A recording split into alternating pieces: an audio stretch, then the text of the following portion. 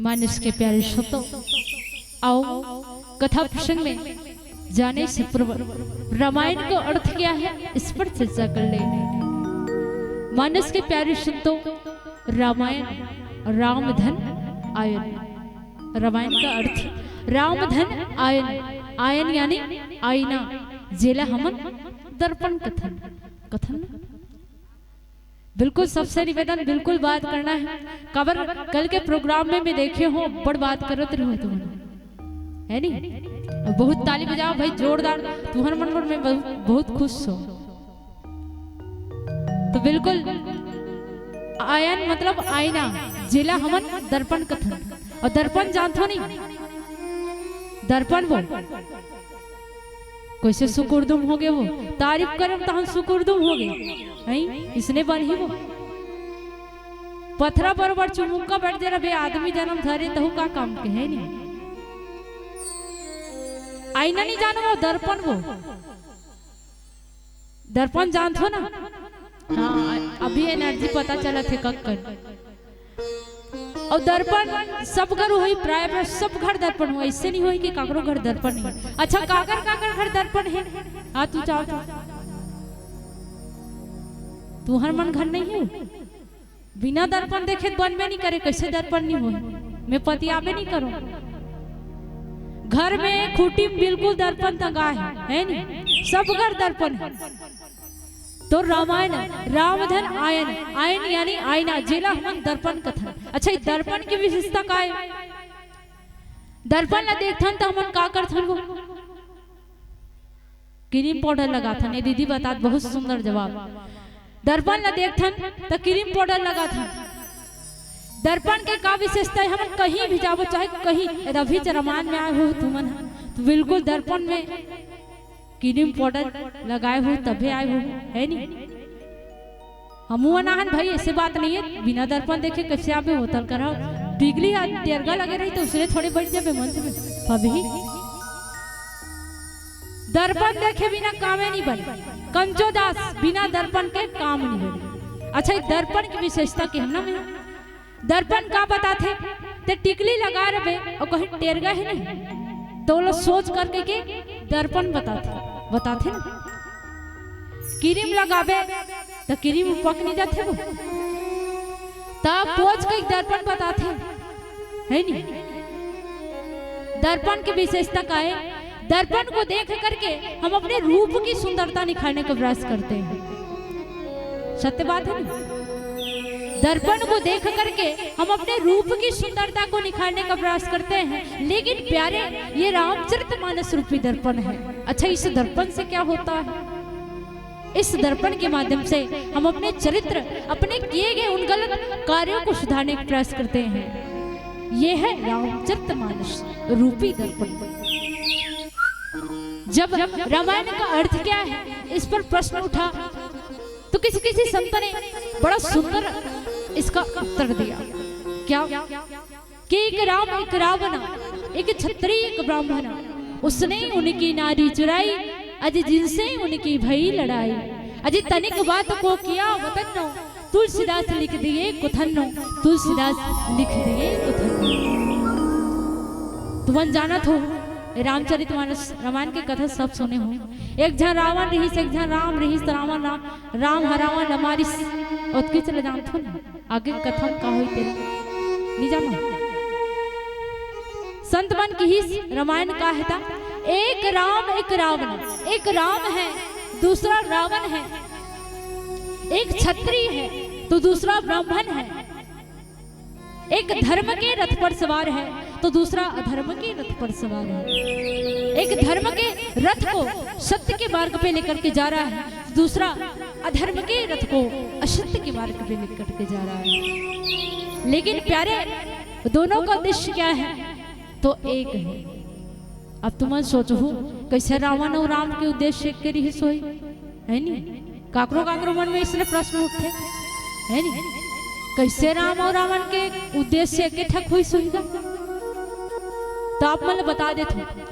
देखिए प्यारे राम और रावण का उद्देश्य एक था। उनका उद्देश्य कैसे एक? तो दोनों का उद्देश्य एक, माता जगतजननी माता सीता को प्राप्त करना, जिनको अध्यात्म की दृष्टि से भक्ति कहा गया है। और प्यारे,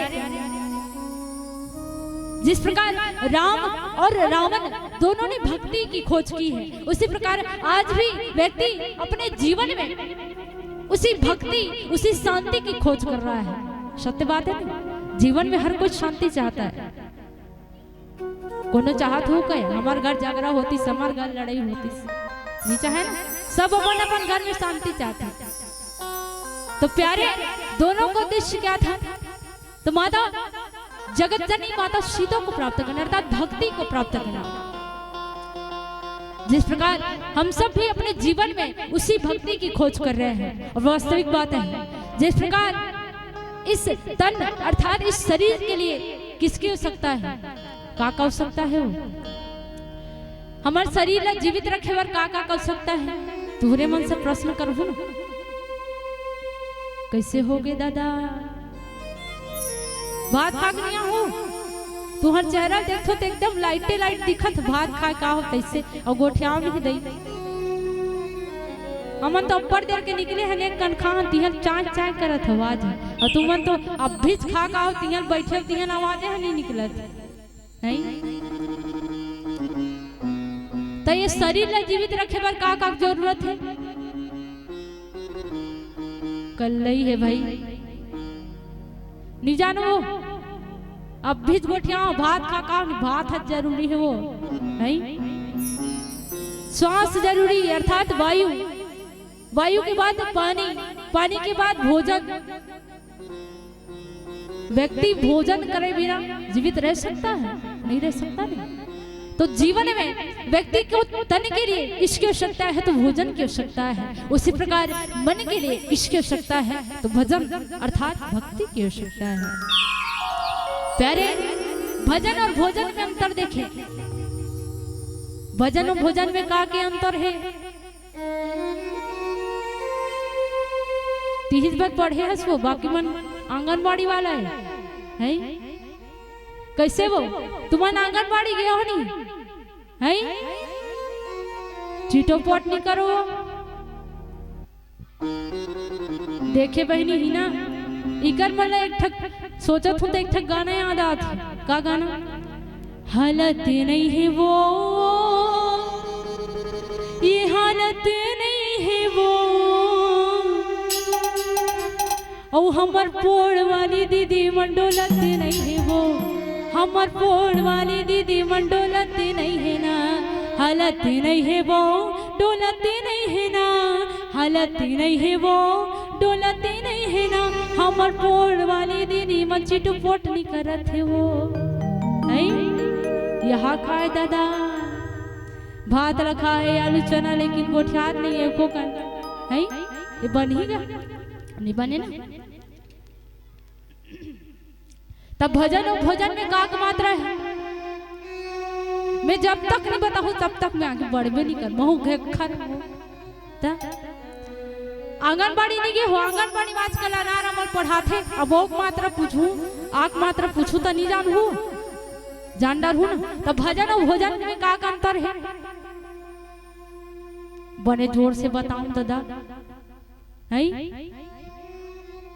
भजन और भोजन में का मात्रा है? वो यही मन बताते है, दीदी मन मस्त है वो, मोर बहुत पसंद है। भजन और भोजन में का मात्रा है? ओ के मात्रा है। बाकी मन दूध भात वाला, तू हिच मन आलू चना वाले हो है। भजन और भोजन में का के अंतर है? तो ओ के अंतर। देखिए, भजन जिसको हम चाहे जितना चाहे उतना कर सकते हैं, उसकी कोई सीमा नहीं है। लेकिन भोजन की बात करें तो हम भोजन को सीमित करें तभी हमारे शरीर के लिए वो क्या है? सही है। यदि हम भोजन को अब पेट लो रहा खावे मरबे बांध पे लोटा धर के नहीं लागी, वही बुता हो दे। आदमी मन का करते, शादी भी हम जाते और बफर सिस्टम है कि मरद जोर खा डरते, अब आते ताने घोरो डोरो करत लोटा धर के घेरी बेरी रहेंगी, और कैसे करी? मरद जोर खावे मरबे बांध पे। यहाँ देख कर सहन नहीं सका था, आहा खाबे मरबे बात बिहाड़िया कर नहीं। तब भोजन ला कैसे करना चाहिए सीमित, जे हमारे पेट सह सके तिसने नहीं तो उता धूरा खा देवे मरबे बाद पे।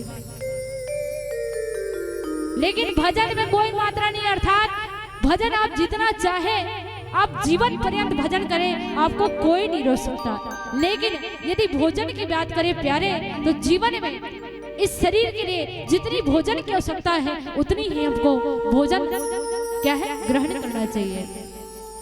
और एक भजन के पश्चात आप सबको कथा प्रसंग में ले चलेंगे और बिल्कुल दोनों हाथ ऊपर उठा के ताली बजाना है और बिल्कुल भजन में सहयोग देना है। काबर कोनो किहिस गलो है का राम नाम के ताली बजाए बर कौड़ी लागे ना पैसा। अजी राम नाम के ताली बजाए बर कौड़ी लागे ना पैसा। और कौन जनियो जन्म में सुरा होबो की भैसा, पता है का वो जन्म में 2 गोड़िया हो 4 गोड़िया कोनो पता है नहीं है ना। तो बिल्कुल ये मानव तन मिले हैं और ये मानव तन के फायदा उठाना, बिल्कुल दोनों हाथ ऊपर उठा के ताली के शब्द दो बिल्कुल। आओ एक भजन के साथ सुंदर आप सबको कथा प्रसंग में ले चलेंगे। बोलिए राजा रामचंद्र की जय।